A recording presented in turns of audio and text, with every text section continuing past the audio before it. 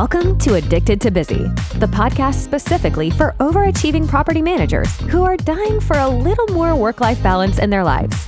Each week, we dismantle all the BS that holds us back.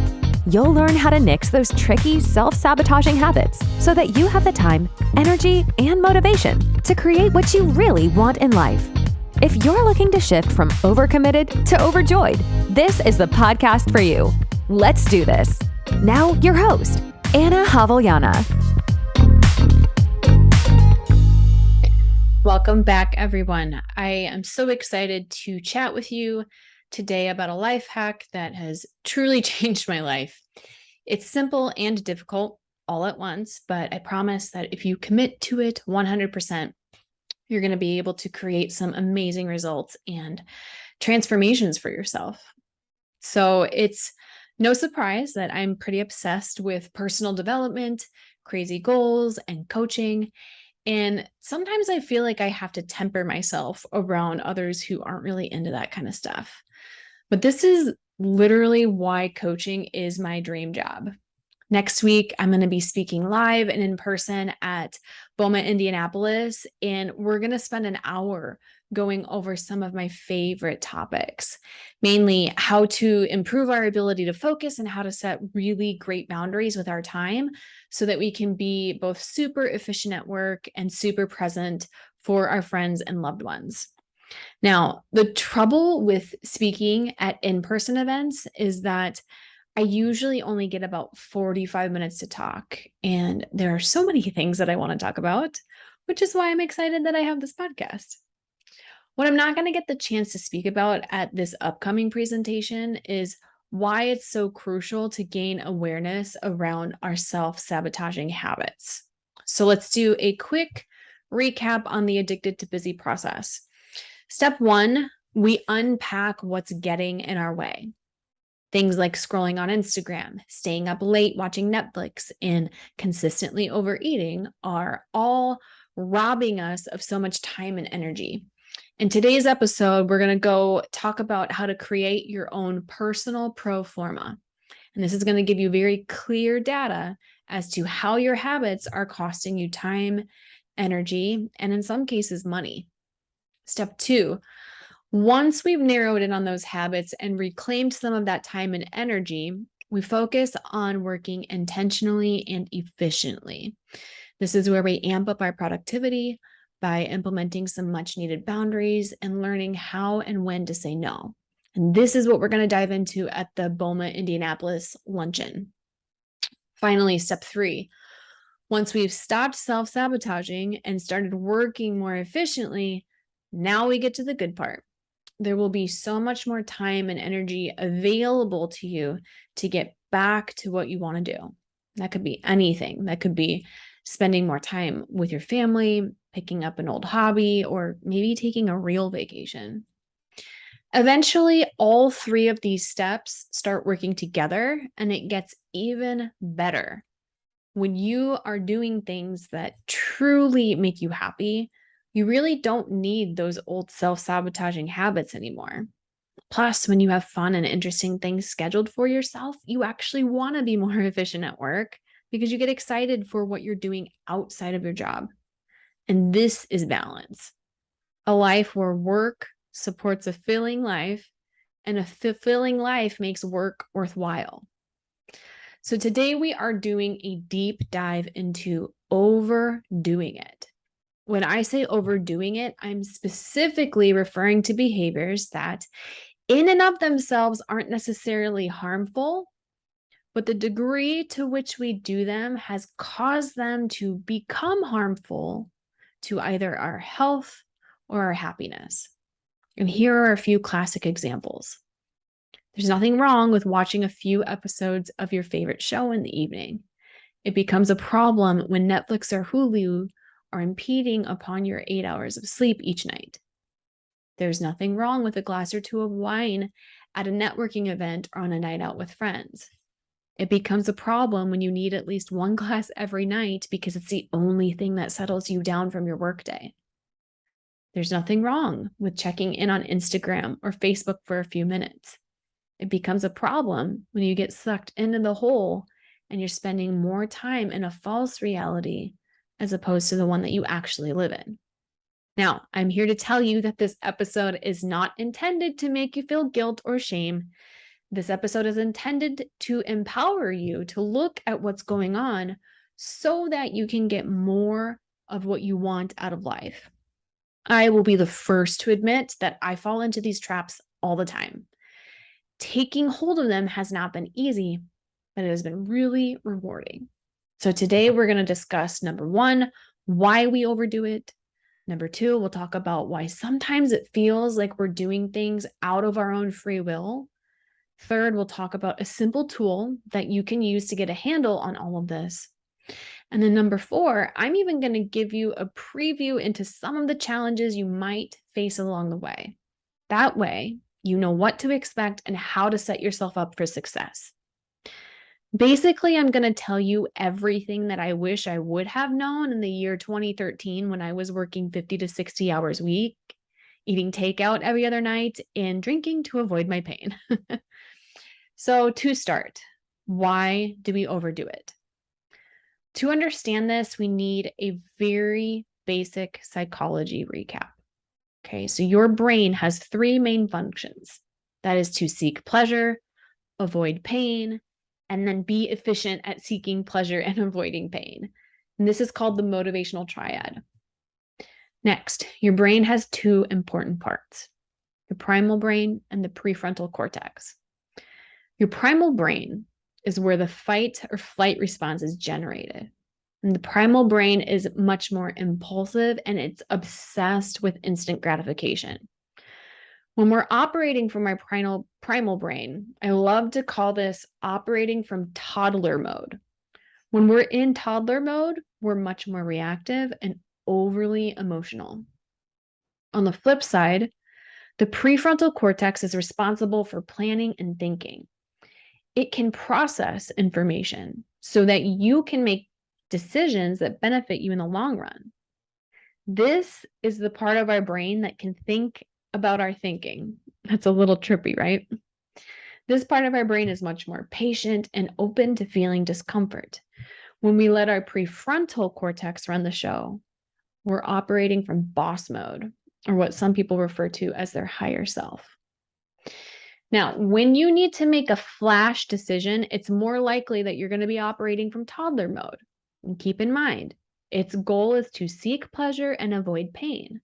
And this is why we overdo things. Things like Netflix, cookie, beer, gossip, TikTok, or shopping allow us to seek pleasure and avoid pain right away. It allows us to avoid what's really going on in our lives. Simply put, you know you're overdoing it because you're doing something that feels great in the current moment, but is likely to make you feel guilt or shame later. Honestly, overworking is a way of overdoing things as well. It feels good in the moment to get shit done. It feels good in the moment to look like a dedicated employee. But it feels awful later when we are deprived of time with our family, friends, hobbies, or interests. I remember hitting a point in my career where I had won all the awards, got the promotion I wanted, and yet I felt unfulfilled and useless. I was giving all of my time to my job, and my job became my life. I forgot that the income from my salary was meant to fuel my interests and creativity outside of work. Instead, I was using my salary as a marker of how good an employee I was. Or to be completely honest, I was using my salary as an indicator of my self-worth. Gross. Now that we know what our brain is doing, it makes complete sense how bad habits form. Since we know that our brain is seeking pleasure and being efficient, it's no wonder why we're overdoing it. Overdoing it hits 2 points of that motivational triad right at the onset. Seek pleasure, avoid pain. The only part missing from that triad is being efficient. Your brain doesn't want to have to think about every little tiny thing that you do. In your mind's eye, I want you to imagine a little kid learning how to brush their teeth. It is seriously painful to watch as they get toothpaste all over their PJs, water all over the sink, and toothpaste all up their face. But over time, their brains will learn the process of effectively getting toothpaste onto the brush, containing the water to the sink, and keeping the toothpaste in their mouths. This is automation. This is an example of the brain taking a complex process and making it into a habit that no longer has to be thought through step by step. And this is also what's happening with our overdoing it habits. Think about it. Do you actually think to yourself, I wonder what's happening on Instagram?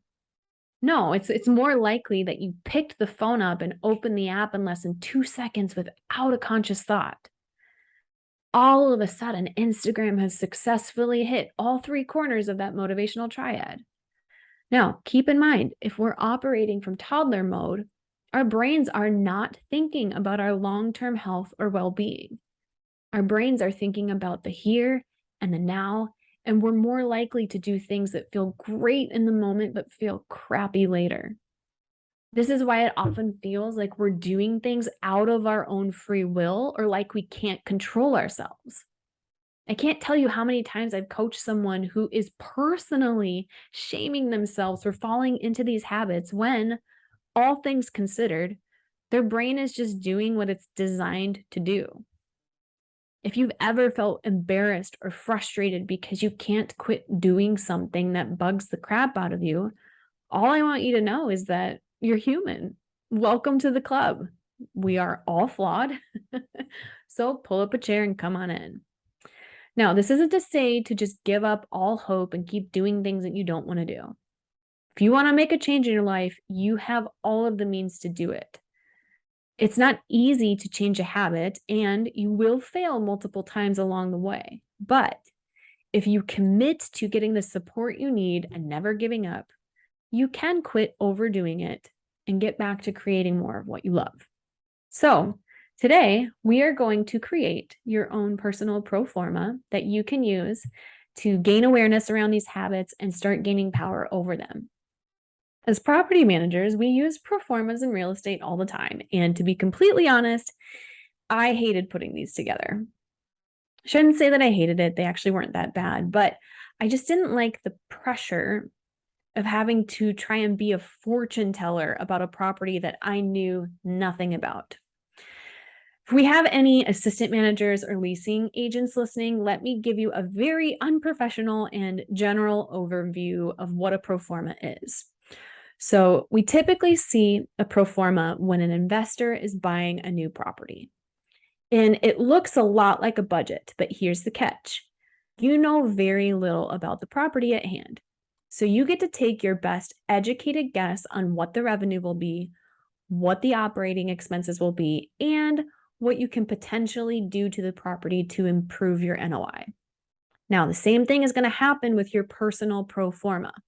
You're going to take a look at one key aspect of your life, make some assumptions about what your current habits are, take some guesses on how you can improve that habit, and then you'll evaluate your progress, reforecast your efforts, and try again. You guys, the process of reversing a bad habit is so similar to managing a property, it's ridiculous. You make changes and investments in yourself. You watch what it does to the bottom line.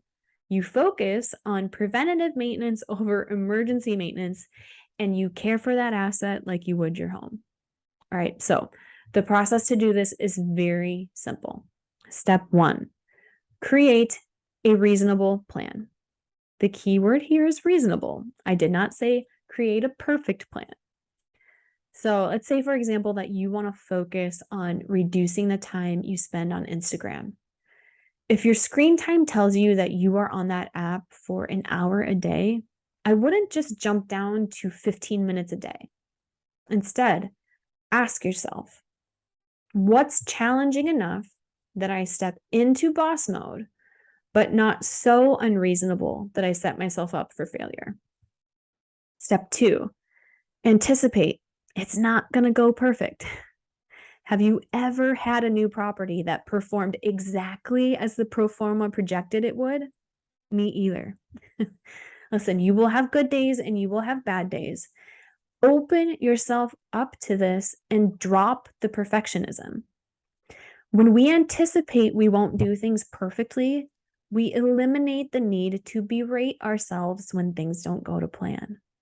So many people think that the only way to get themselves to change is to push, force, judge, and criticize themselves. But all that does is create pain in your life. And new pain is the perfect entry for overdoing it and stepping back into that motivational triad. So instead, let's move to step 3. Coach yourself on your feelings and your reactions. When you anticipate that you won't do it perfectly and you stop the shame cycle, you open up space to evaluate your reactions and feelings. From there, you're in a better space to celebrate and expand on what worked, as well as take a look at what didn't work. And this moves us to step 4, which is to reforecast your plan. Once you have 7 full days of committing to your pro forma and you've watched your wins and losses, it's time to reevaluate. At this stage, now you can see what you're capable of, and you have more information and data to predict what you can do in the future. You want to use what you know to make better educated guesses on what you can do going forward. From here, you're just going to rinse and recycle that process over and over again. It's important to make sure that your plan is not overly complex.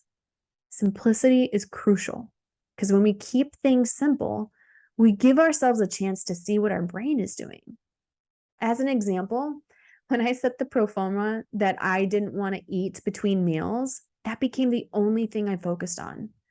The second that I was tempted to drive to Starbucks in the middle of my workday or grab something from the office candy dish, I knew immediately that there was something I was avoiding. I was trying to seek pleasure and avoid pain. And the simplicity of my plan helped me zone in when it was happening. What I found was that I typically tried to avoid completing certain reports. And when I got a hold on this, I was able to refocus myself on my work and get it done quicker because I wasn't procrastinating. The process is simple and it's eye-opening what you can learn about yourself. But before you run off making 20 different pro formas for every aspect of your life, I do want to give you a heads up on some of the challenges that you will likely bump into along the way. First of all, focus on one habit at a time.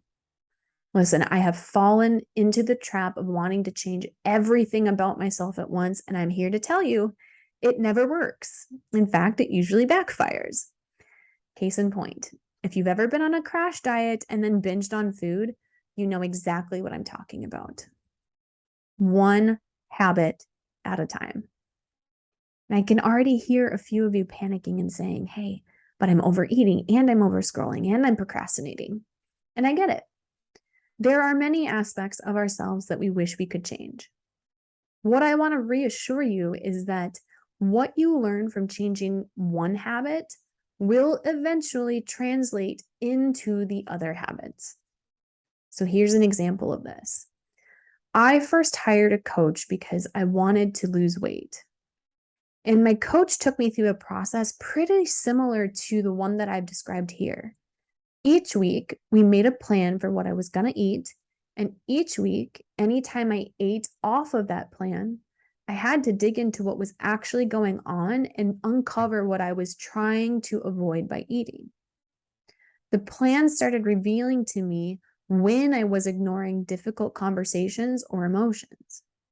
Now, once I hit my goal weight, I started to shift my focus onto time management, and lo and behold, managing my time was really similar to managing my weight. I would make a plan for how I was going to use my time each day, and then sure enough, I would want to do something else or skip what was on my schedule. It was just like my meal plan. From there, anytime I wanted to skip out on my schedule, I had to do the work of figuring out what was really going on. In most cases, I was procrastinating because I was worried about either not doing things right or making mistakes.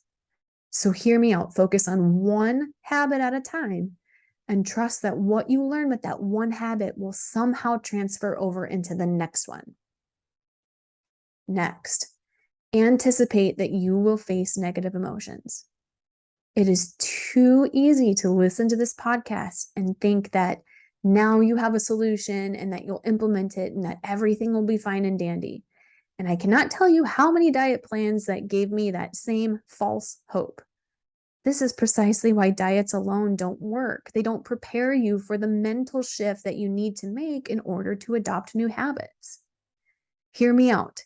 If you are trying to change a habit, you will face resistance, frustration, and anxiety.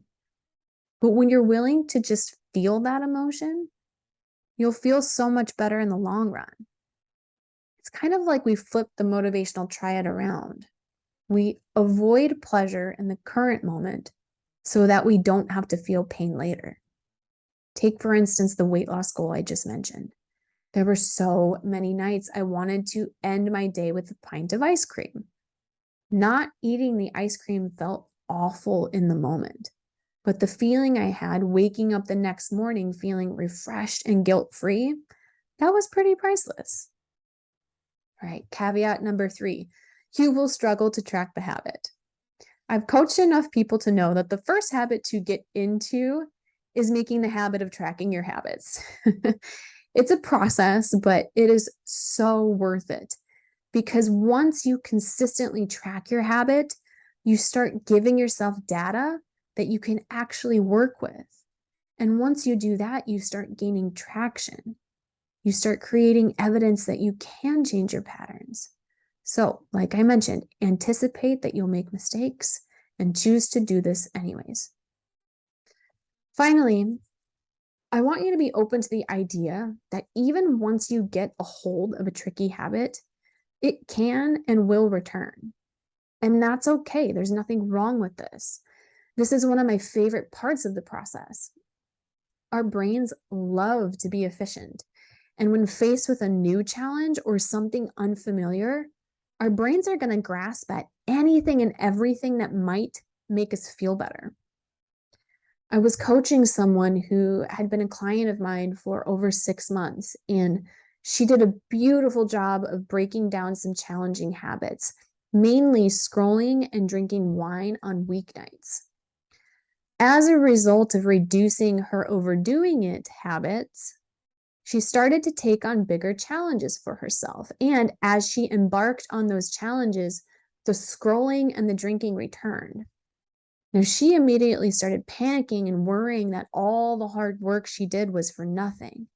But what she couldn't see was that because she was taking on new challenges, she would inevitably face obstacles that she didn't yet know how to overcome. And when that happens, your brain perceives that challenge as painful. And that's when the motivational triad kicks back in. I know for myself that my overdoing it habits are nothing to stress over. In fact, now I look at them as a cue. When I see that my screen time on social media is over 20 minutes a day, I know without a doubt that there is something that I'm avoiding or a confrontation that I'm trying to get away from. My overdoing it habits are no longer something to wrestle with or be frustrated with. Now they're here as these amazing clues as to where I need to place my attention. Listen, many people won't want to take a look at their habits because of how it might make them feel. But the reality is that most of us already don't feel great with our current habits. So we might as well intentionally step into that discomfort so that we can see what's actually going on and do something about it. What I know now is that when we really learn how to drop the self-judgment, changing habits isn't a tedious task. I see it more like a fun challenge or an exploration. All right. If you found yourself in any of this, if it interests you at all, I would love to guide you through this process. Check out our website to schedule a free one-on-one coaching session. You can find me at annahavljana.com. That's ANNAJA, V as in vacuum, ELLANA.com. Thanks for spending some time with me today. I love you. Keep going. Thanks so much for tuning in to this episode of Addicted to Busy. If you're enjoying the show, please feel free to rate, subscribe, and leave a review wherever you listen to your podcasts. This helps others find the show, and we greatly appreciate it. Thanks again for tuning in, and we'll catch you in the next episode.